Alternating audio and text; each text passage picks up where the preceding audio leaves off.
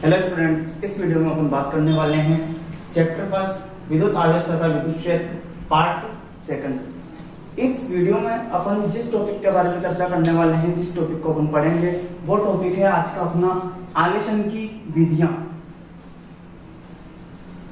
आवेशन की विधियां जिन्हें अपन इंग्लिश में कहें तो method of charging, method of charging. वस्तुओं को आवेशित करने के कौन कौन से तरीके हैं, किन किन विधियों से अपन वस्तुओं को आवेशित कर सकते हैं, उसके लिए विधियां कौन कौन सी हैं। फर्स्ट विधि है घर्षण द्वारा आवेशन, जिसे अपन कहते हैं चार्जिंग बाय फ्रिक्शन। दूसरी विधि है प्रेरण द्वारा आवेशन,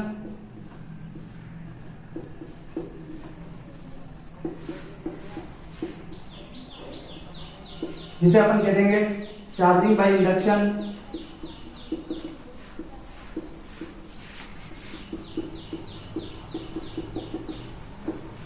अगली विधि है तीसरी भौतिक संपर्क द्वारा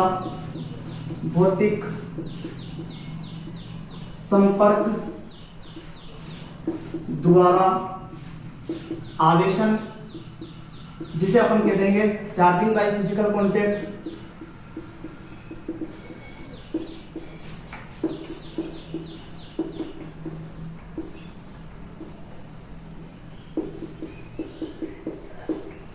ठीक है, ये तीन विधियां हैं।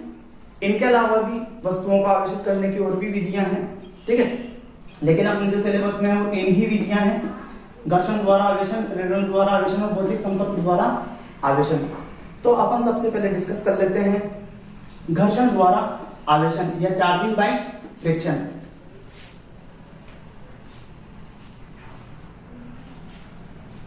इस विधि में होता क्या है वो देखना। दो वस्तुएं रहेगी जिनको अपन क्या करेंगे, आपस में रगड़ेंगे और रगड़ने के पश्चात दोनों वस्तुएं क्या हो जाएगी, आवेशित। तो घर्षण द्वारा आवेशन जो विधि है अपनी, इसमें क्या होगा, इस विधि में जब दो उचित वस्तुओं को आपस में रगड़ा जाता है तो इनके मध्य इलेक्ट्रॉनों का स्थानांतरण होता है। अर्थात अपन ये कहते हैं कि इनमें से एक पदार्थ इलेक्ट्रॉन त्यागता है और दूसरा पदार्थ इलेक्ट्रॉन ग्रहण करता है। इस प्रकार जो पदार्थ इलेक्ट्रॉन त्यागेगा वह धनावेशित और जो इलेक्ट्रॉन ग्रहण करेगा वह ऋणावेशित हो जाएगा। अब होता क्या है कि अगर कोई भी पदार्थ इलेक्ट्रॉन त्यागता है तो उस पर इलेक्ट्रॉनों की कमी, तो पदार्थ पर इलेक्ट्रॉनों की कमी, तो वह क्या होगा, धनावेशित। और पदार्थ पर इलेक्ट्रॉनों की वृद्धि, तो पदार्थ क्या होगा, ऋणावेशित। इस प्रकार दो पदार्थ जिनको अपन ने आपस में रगड़ा है, एक पर इलेक्ट्रॉन की कमी होने से धनावेशित हो जाएगा और दूसरे पर इलेक्ट्रॉनों की वृद्धि होने से वह ऋणावेशित हो जाएगा। इसका अगर अपन एग्जांपल देखें तो इसका सबसे बेस्ट एग्जांपल है कि जब अपन कांच की छड़ को रेशम से रगड़ते हैं, जब कांच की छड़ को रेशम से रगड़ा जाता है तो कांच की छड़ धनावेशित तथा रेशम का कपड़ा ऋणावेशित हो जाती है।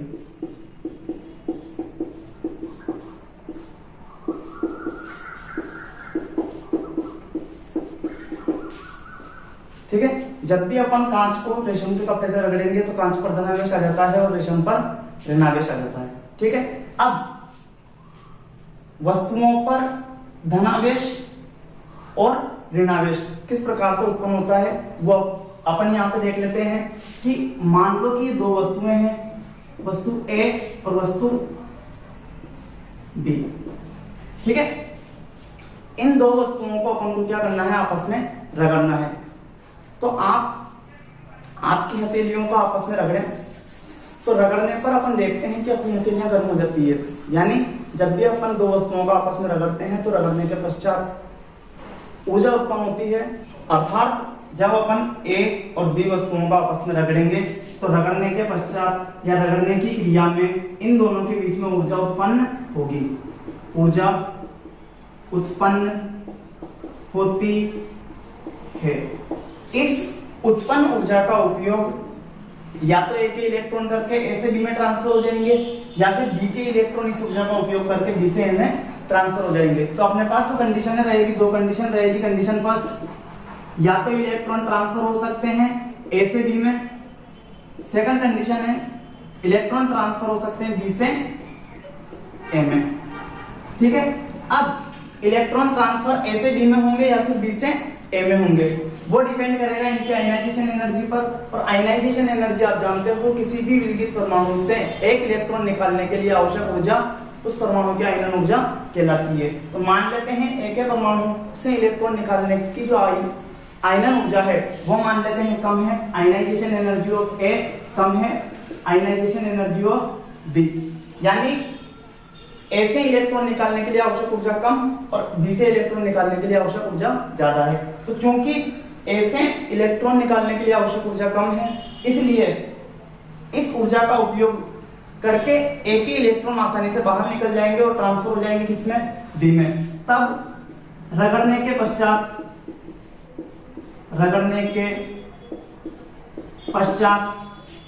क्या होगा, ये वस्तु ए और ये बी।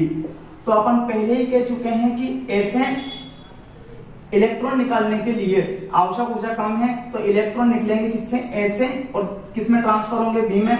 मान लेते हैं कि ए से पहले इलेक्ट्रॉन निकला और बी में ट्रांसफर हुआ, तो ए के पास इलेक्ट्रॉनों की कमी जिसको अपन धनावेश से दर्शाएंगे और इसके पास इलेक्ट्रॉनों की वृद्धि जिसको अपन ऋणावेश से दर्शाएंगे। ए से ही बारी बारी से इलेक्ट्रॉन ए से निकलते जाएंगे और इसके पास क्या आते जाएंगे, ऋणावेश आता जाएगा। और ऋणावेश का मतलब यहाँ, धनावेश का मतलब तो यहाँ पे क्या हो जाएगा, इलेक्ट्रॉनों की कमी, इलेक्ट्रॉनों की कमी, और यहाँ ऋणावेश का मतलब डी पर इलेक्ट्रॉनों की वृद्धि, इलेक्ट्रॉनों की वृद्धि। यहां पर अपन एक बात और देख लें कि ए और बी पर आवेश की मात्रा समान होती है, क्योंकि ए से जितने इलेक्ट्रॉन निकले हैं वो ट्रांसफर हो गए किसमें, बी में। तो ए के पास जितने इलेक्ट्रॉनों की कमी हुई होगी उतने ही इलेक्ट्रॉनों की वृद्धि किसके पास हो जाएगी, डी के पास। यहाँ पे धनावेश देख लेते हैं, 1 2 3 4 5 6 7, 1 2 3 4 5 6 7 8 9, तो यहाँ पे धनावेश अपन 2 और बढ़ा देते हैं। तो जितना इसके पास धनावेश रहेगा उतना का उतना इसके पास क्या रहेगा, ऋणावेश। यानी अगर अपन घर्षण द्वारा आवेशन की बात करें तो यहां से अपन कुछ बातें निकाल सकते हैं, कुछ निष्कर्ष निकाल सकते हैं। पहला निष्कर्ष क्या है कि घर्षण द्वारा आवेशन में दोनों वस्तुओं पर आवेश का मान, आवेश की मात्रा समान होती है, लेकिन प्रकृति अलग अलग होती है। वस्तु ए अगर धनावेशित है तो वस्तु क्या होगी, बी ऋणावेशित होगी। ठीक है, यहां पर एक और बात ध्यान देने वाली है कि धनावेश और ऋणावेश साथ साथ उत्पन्न होते हैं, इनमें कोई भी समय पश्चातता नहीं होती है। ठीक है, अब यहाँ इसके जो निष्कर्ष हैं उन्हें अपन यहाँ पे देख लेते हैं, लिख लेते हैं, है ना, कि क्या क्या निष्कर्ष निकाले अपन ने यहाँ से। पहला निष्कर्ष क्या है कि धनावेश व ऋणावेश, धनावेश व ऋणावेश साथ साथ उत्पन्न होते हैं, साथ साथ उत्पन्न होते हैं। दूसरा निष्कर्ष क्या है, दोनों वस्तुओं पर आवेश की मात्रा समान तथा प्रकृति अलग अलग होती है। दोनों वस्तुओं पर आवेश की मात्रा समान तथा प्रकृति विपरीत होती है,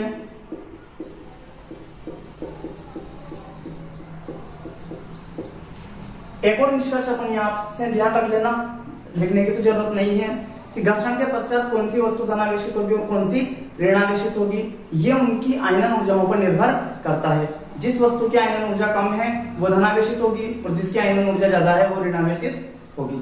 ठीक है,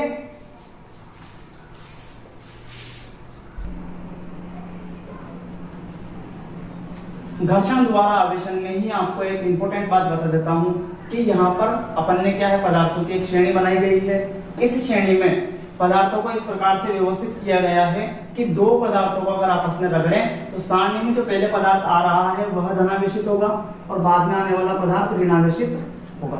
तो पहला पदार्थ फर, मोम, कांच, कॉटन, कागज, रेशम, मानव शरीर, लकड़ी, रबर, रेजिन, एम्बर, सल्फर और एबेनाइट।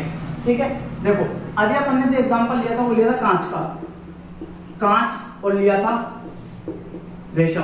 देखो इस सारणी में अगर अपन देखें तो कांच यहाँ है तीसरे नंबर पर और रेशम कहाँ है छठे नंबर पर। तो कांच पहले आ रहा है तो कांच क्या होगा, धनावेशित, धनावेशित, और रेशम क्या होगा, ऋणावेशित।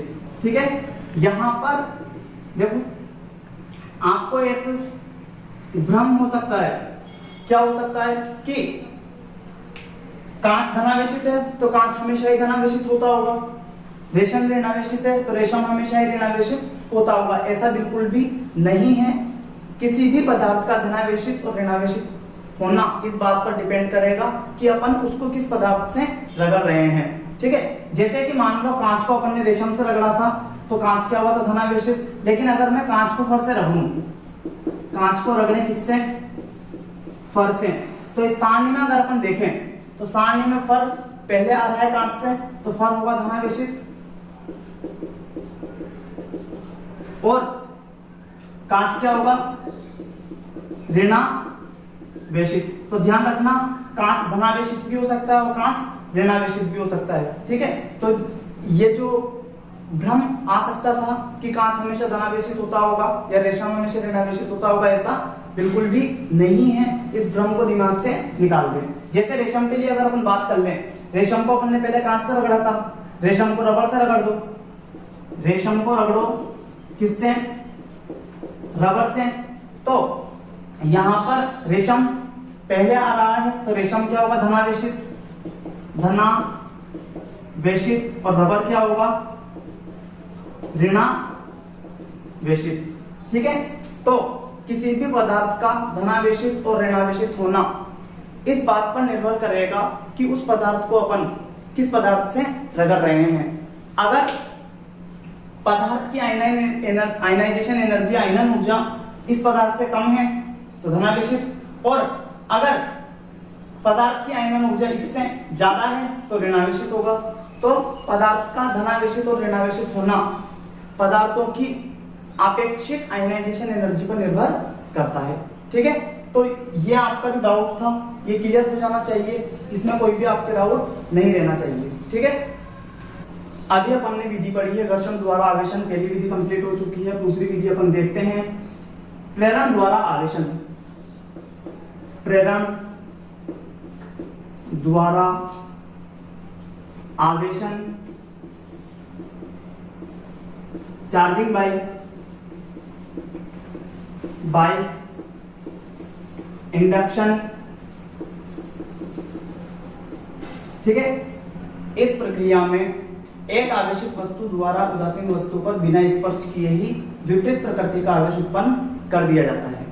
इसका मतलब यह हुआ कि अगर आवेशित वस्तु धनावेशित है तो धनावेशित वस्तु उदासीन वस्तु को ऋणावेशित कर देगी या उदासीन वस्तु पर ऋणावेश प्रेरित कर देगी, और अगर आवेशित वस्तु अगर अपन ऋणावेशित लें तो उदासीन वस्तु पर जो आवेश प्रेरित होगा वो क्या होगा, धनावेशित। ठीक है, इसमें होता क्या है, जब एक आवेशित वस्तु को उदासीन वस्तु के समीप लाया जाता है तो उदासीन वस्तु पर आवेशित वस्तु के समीप वाले पृष्ठ पर विपरीत प्रकृति का आवेश तथा दूर वाले पृष्ठ पर उसी प्रकृति का आवेश प्रेरित हो जाता है। जिस प्रकृति का आवेश आवेशित वस्तु पर है। इसके बाद अब अपन उदासीन वस्तु को भू संपर्कित कर आवेशित कर लेते हैं। अब ये जो लिखा हुआ है, ये जो विधि है, इस विधि को अपन यहाँ पे समझ लेते हैं। सबसे पहले अपन ने क्या किया, एक उदासीन गोला लिया, ठीक है।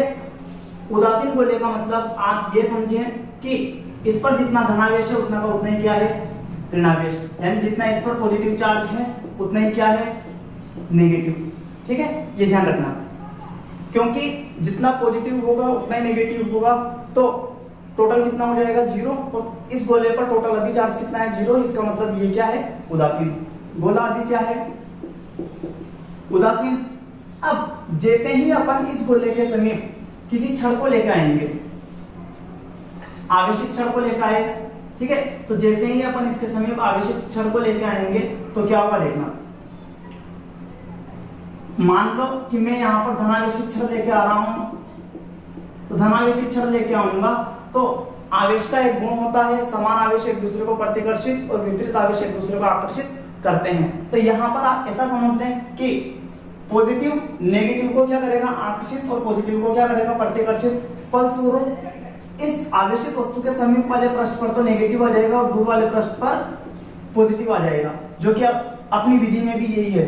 देखो, उदासीन वस्तु के समीप लाया जाता है वस्तु को, आवेशित को, तो उदासीन वस्तु पर आवेशित वस्तु के समीप वाले पृष्ठ पर विपरीत प्रकृति का आवेश, ठीक है, ये पॉजिटिव था तो समीप वाले पृष्ठ पर नेगेटिव आ गया, विपरीत प्रकृति का आवेश, और दूर वाले पृष्ठ पर उसी प्रकृति का आवेश प्रेरित होता है जो कि आवेशित वस्तु पर है।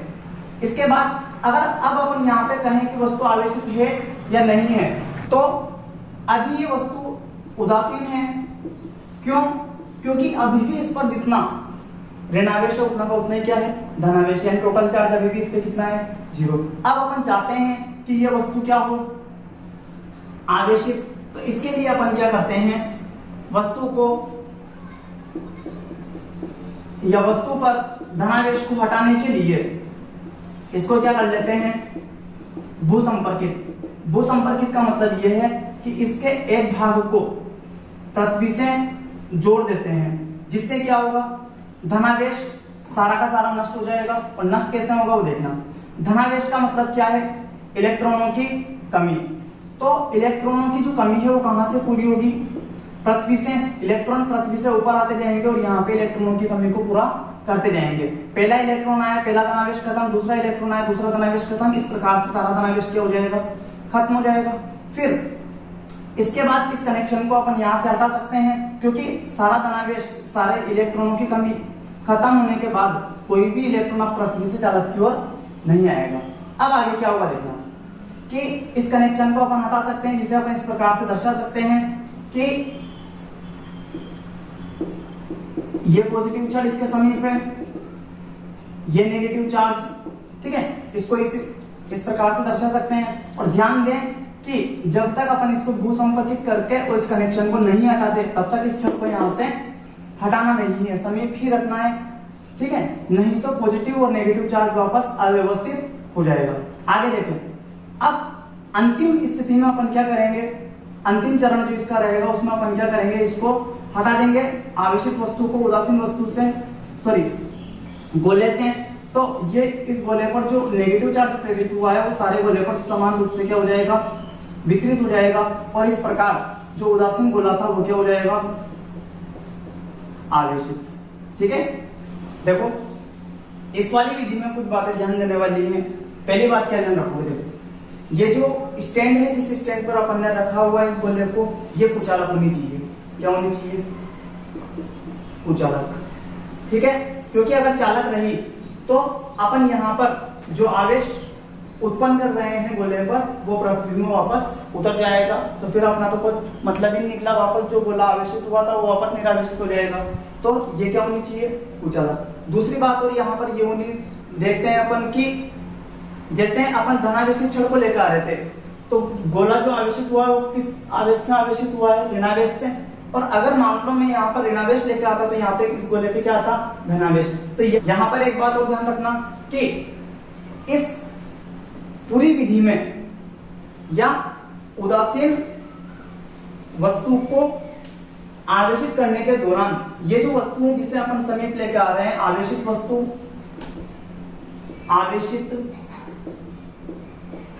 वस्तु, इसके आवेश पर कोई भी प्रभाव नहीं पड़ता, इसकी आवेश की जो मात्रा है उस पर कोई भी प्रभाव नहीं पड़ता, ना तो आवेश की मात्रा कम होती है और ना आवेश की मात्रा बढ़ती है, आवेश की मात्रा जो है वो की वही रहती है। ठीक है, तो यहाँ पर एक और बात ध्यान रखना कि ये वस्तु अपने आवेश की मात्रा में बिना परिवर्तन किए ही, बिना उदासीन गोले को स्पर्श किए उदासीन गोले को क्या कर देती है, आवेशित। ठीक है, यहाँ पर एक बात और ध्यान दें कि जिस वस्तु को अपन समीप लेके आ रहे हैं उसको अपन बोलते हैं प्रेरक चालक, प्रेरक वस्तु बोल दो। ठीक है, और जिस उदासीन वस्तु को अपन को क्या करना है, आवेशित, इसको अपन बोलते हैं प्रेरित वस्तु, प्रेरित वस्तु। देखो यहां पर ये प्रेरक वस्तु, ये वह वस्तु है आवेशित जिसे अपन उदासीन वस्तु के समीप लेके आ रहे हैं, आवेशित वस्तु। ठीक है, और ये उदासीन वस्तु थी जिस पर अपन आवेश प्रेरित कर रहे हैं, इस पर प्रेरित आवेश मान लेते हैं Q डैश है। ये कितना होगा, इस पर माना आवेश Q है तो Q डैश का मान क्या Q के बराबर रहेगा या Q से कम रहेगा। ठीक है, तो ये देखने के लिए अपन एक फॉर्मूला देख लेते हैं, Q डैश बराबर होता है -Q1 - 1 अपॉन एप्सिलॉन R, जहां एप्सिलॉन R जो होता है वो होता है प्रेरित वस्तु के पदार्थ का परावैद्युतांक। ठीक है, यहाँ पे पहली स्थिति अपन ये ले लेते हैं कि ये मान लो चालक है, तो केस फर्स्ट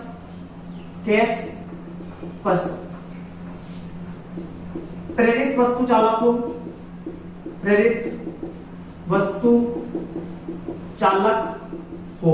अगर चालक है तो आप इसी चैप्टर में आगे पढ़ोगे, चालकों के लिए जो परावैद्युतांक होता है वो होता है अनंत। ठीक है, तो इस इक्वेशन में जब मान रख के हल करेंगे तो Q डैश बराबर जो रहेगा वो रहेगा -Q1 - 1 अपॉन अनंत।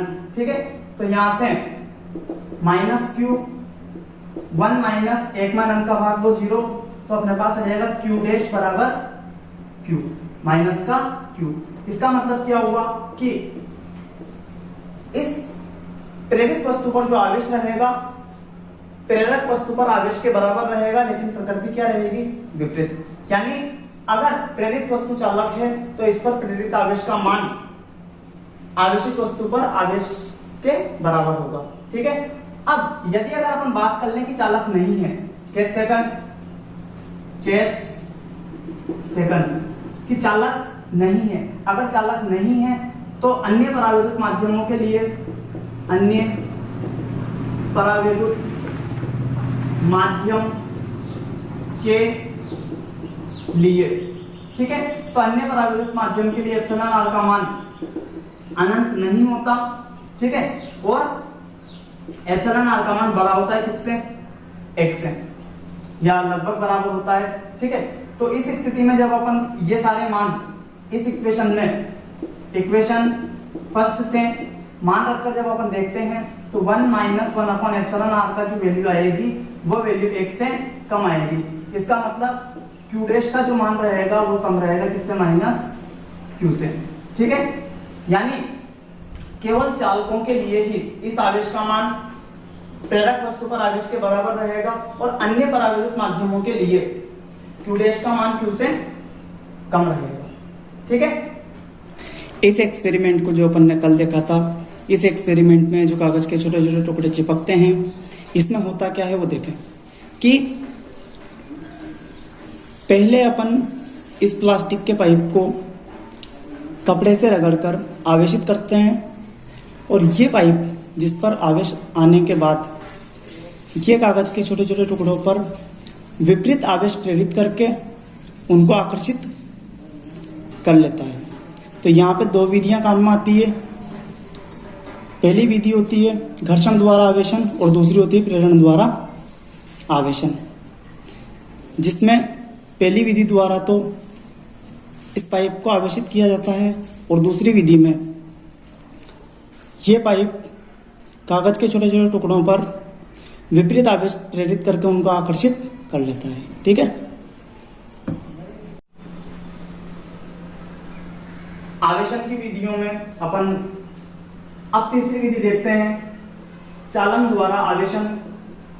चालन द्वारा आवेशन, इस विधि में क्या होगा, दो चालक जिनमें से एक तो आवेशित है और दूसरा उदासीन है, जब दोनों चालकों को संपर्क में लाते हैं, स्पर्श करवा देते हैं दोनों का, तो आवेश का स्थानांतरण आवेशित चालक से उदासीन चालक की ओर तब तक होता रहेगा जब तक कि दोनों चालकों पर आवेश की मात्रा समान न हो जाए। ठीक है,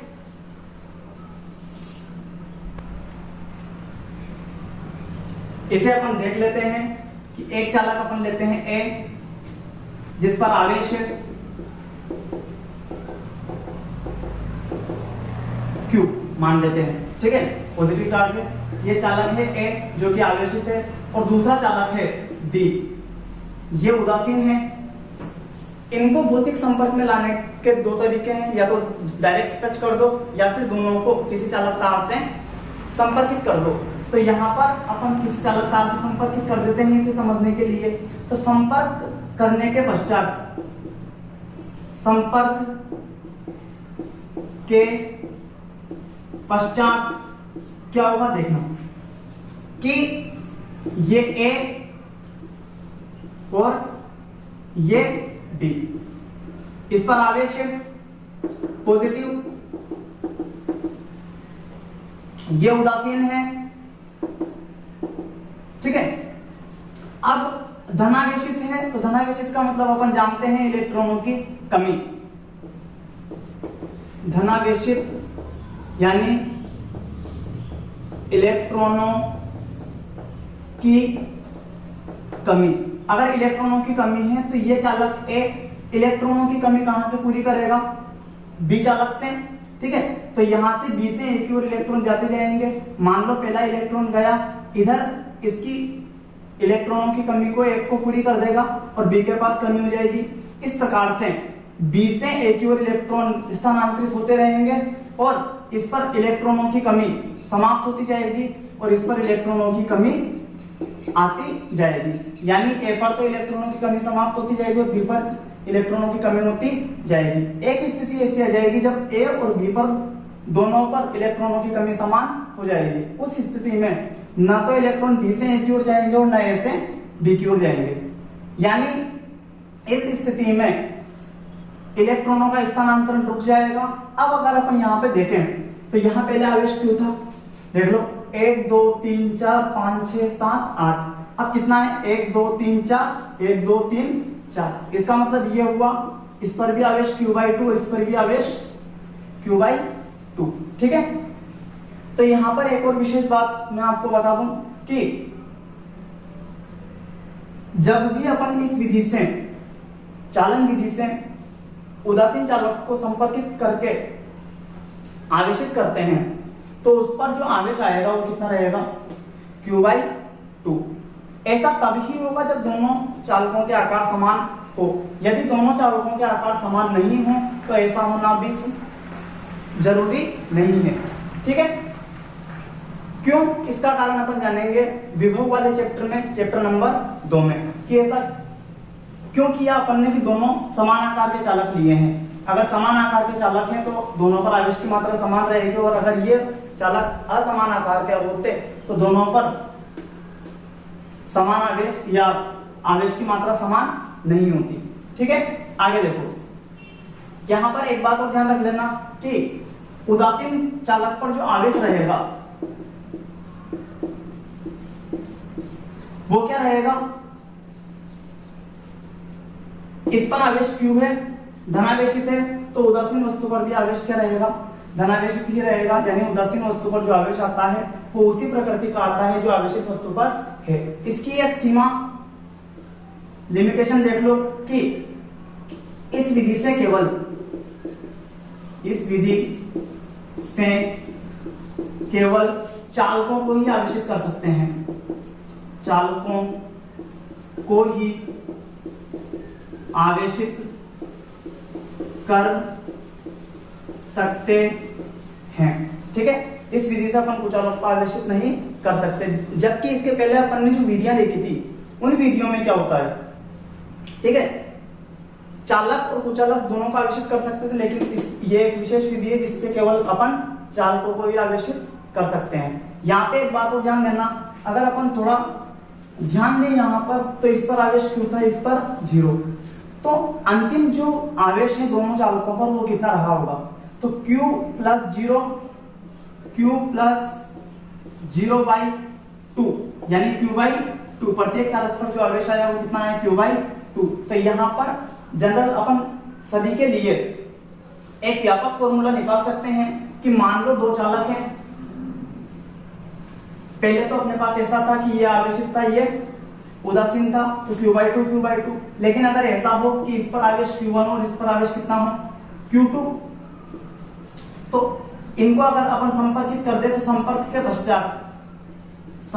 के पश्चात क्या होगा, पहले तो दोनों गोलों को जैसे संपर्कित करेंगे तो इनका आवेश जुड़ेगा, है ना, Q1 प्लस Q2, और फिर जब अपन इनको वापस हटाएंगे, वापस अपन इनको क्या करेंगे, हटाएंगे, तो हटाने के पश्चात ये आवेश बराबर बराबर दोनों पे बढ़ जाएगा, तो क्या होगा, हटाने के पश्चात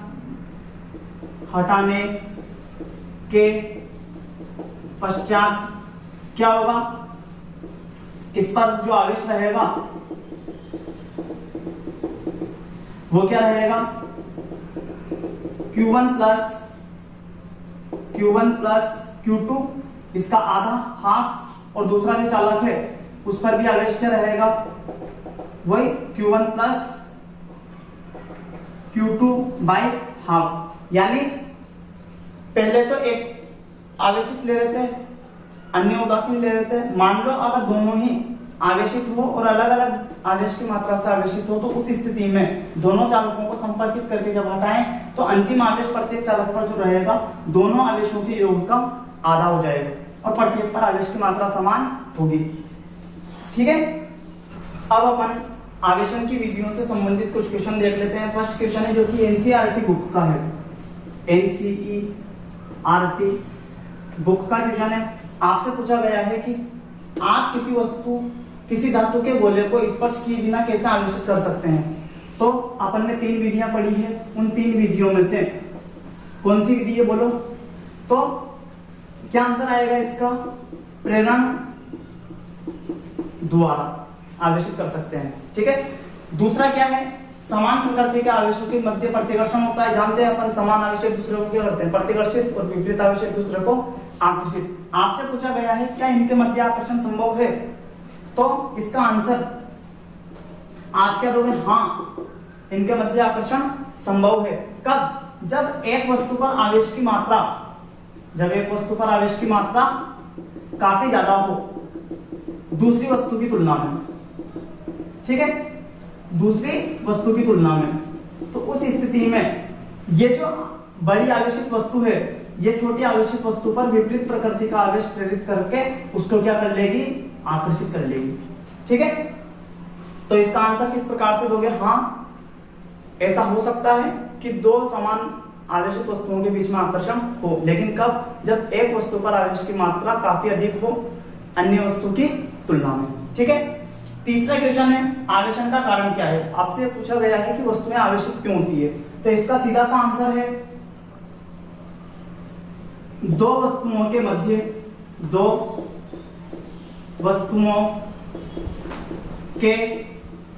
मध्य इलेक्ट्रॉनों का स्थानांतरण,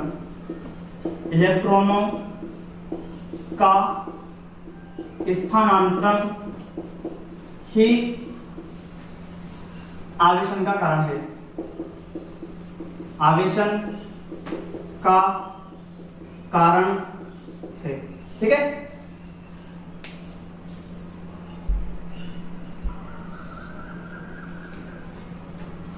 देखो अगला क्वेश्चन है क्वेश्चन नंबर 4।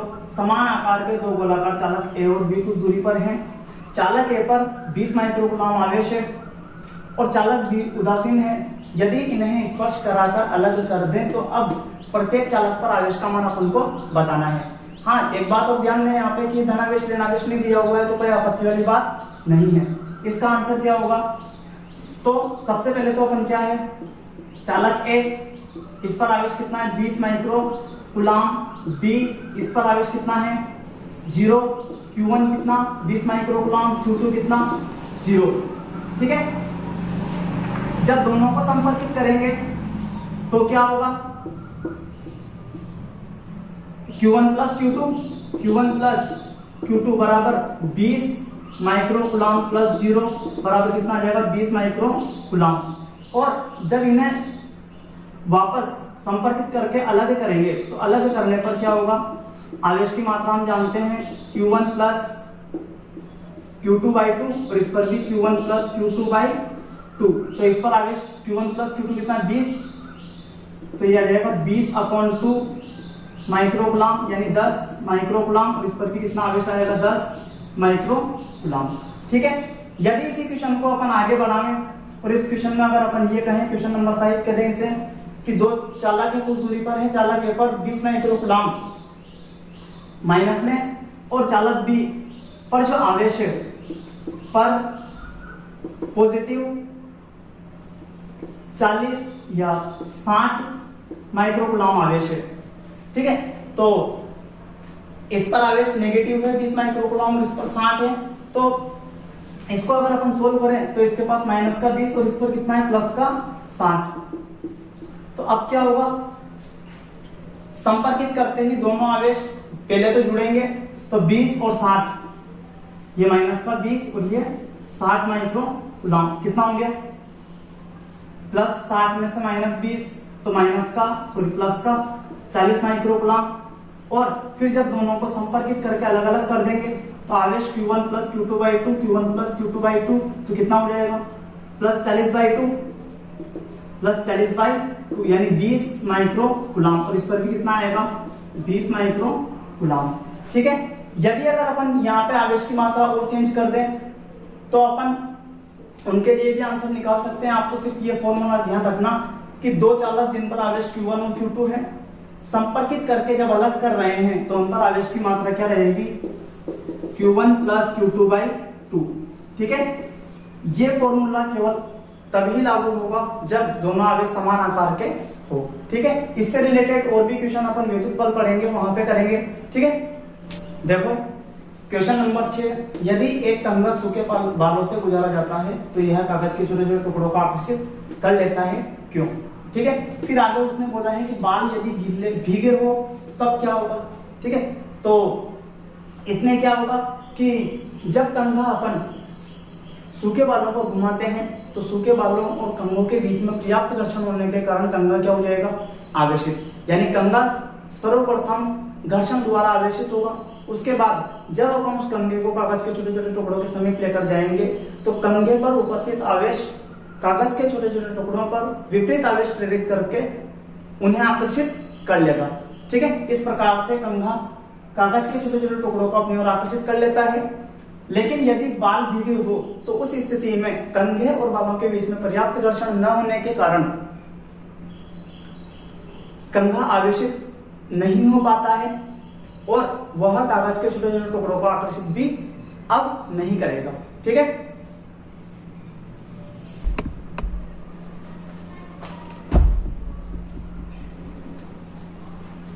तो ये आंसर इस क्वेश्चन का है। ठीक है, और आपको मेरी ये वीडियो पसंद आए तो इसे ज़्यादा से ज़्यादा शेयर करें ताकि हम साइंस क्लासेस टीम के सदस्य ज़्यादा से ज़्यादा स्टूडेंटों की सहायता कर सकें। धन्यवाद।